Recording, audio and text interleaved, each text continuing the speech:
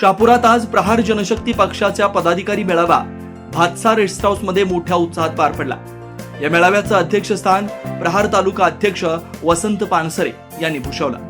यावेळी अनेक युवकांनी प्रहार पक्षात जाहीर प्रवेश करत पक्षाची ताकद वाढवली आहे। आगामी ठाणे जिल्हा परिषद आणि पंचायत समिती निवडणुकींचं रणशिंग प्रहारने फुंकलं असून नामदार बच्चू कडू यांच्या आदेशानुसार प्रहार पक्ष पूर्ण ताकदीने मैदानात उतरणार आहे, असं तालुका अध्यक्ष वसंत पानसरे यांनी जाहीर केलं। मागील काही वर्षात शेतकरी, कामगार आणि दिव्यांग, निराधार आणि गोरगरिबांच्या प्रश्नांसाठी प्रहारने सातत्यानं आंदोलनं, मोर्चे आणि लढे उभारले।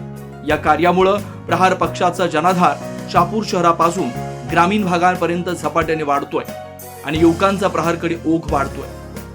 आजच्या मेळाव्यात 28 ऑक्टोबर रोजी नागपूरला होणाऱ्या आंदोलनावर सविस्तर चर्चा करण्यात आली।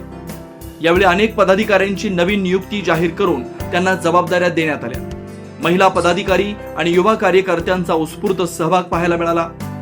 शहापुरात झालेल्या या मेळाव्यामुळे प्रहार पक्षाच्या संघटनेला नवसंजीवनी मिळाली आहे।